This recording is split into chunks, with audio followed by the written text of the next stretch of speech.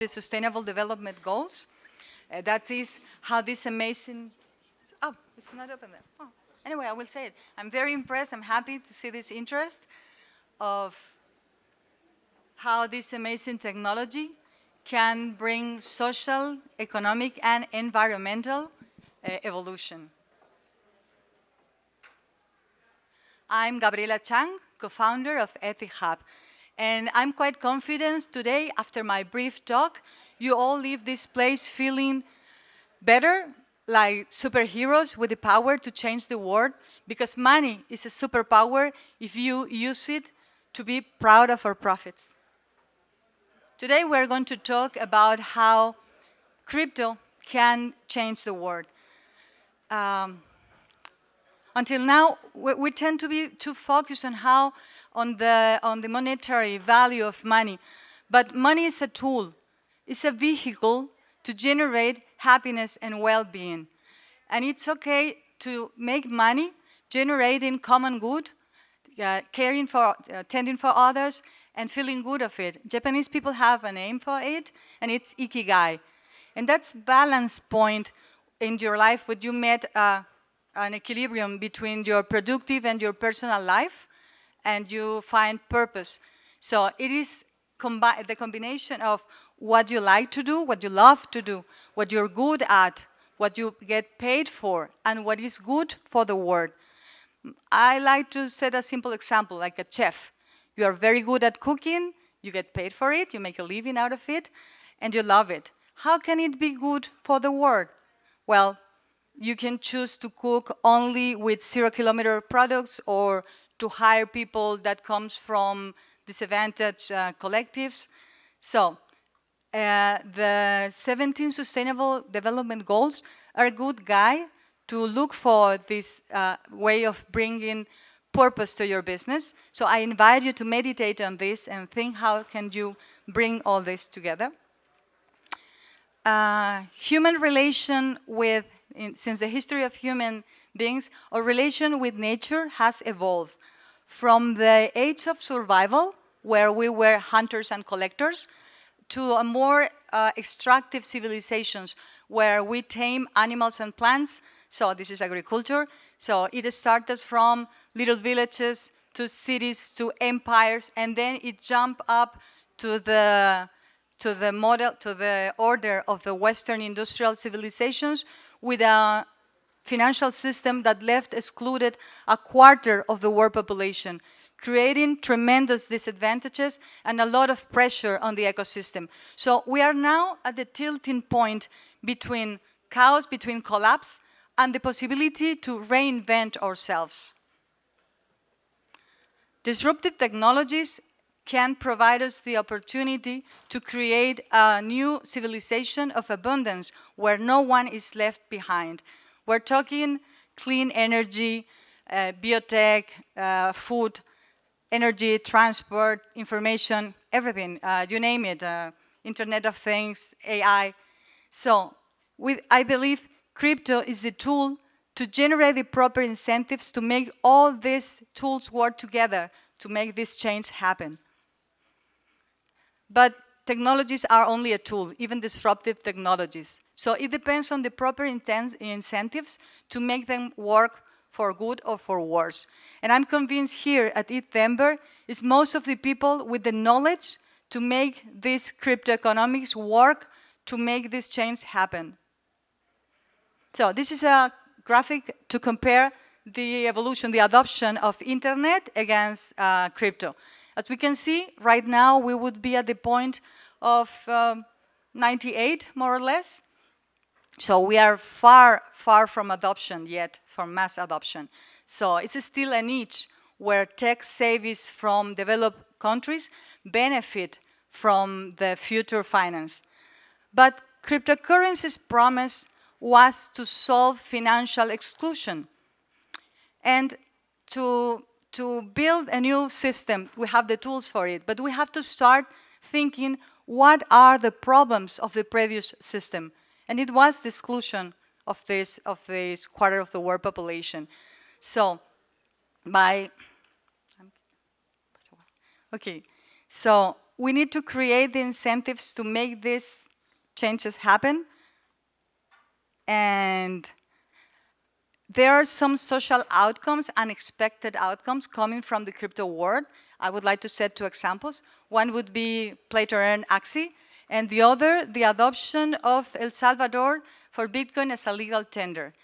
I think nobody who have expected that thousands of families in Philippines would be playing and earning more than the local wage.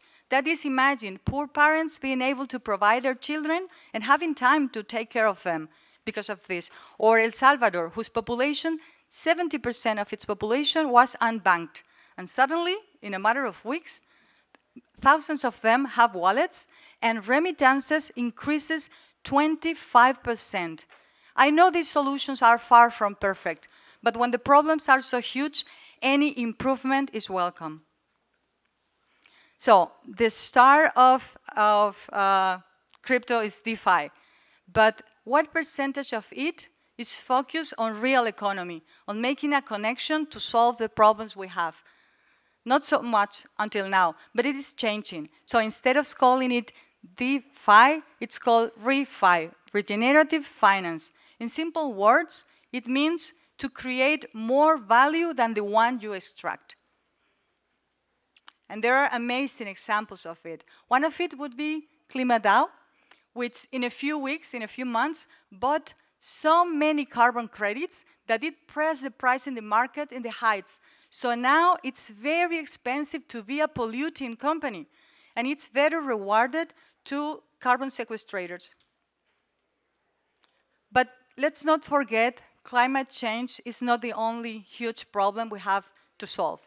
There are, in order to set like a common ground to address them, the United Nations launched the 2030 agenda to address them. So there are 17. And I invite you to read them and to see also the subcategories, because there you will find lots of amazing business opportunities. And it is very interesting because nowadays, in the traditional world, there is more capital than projects.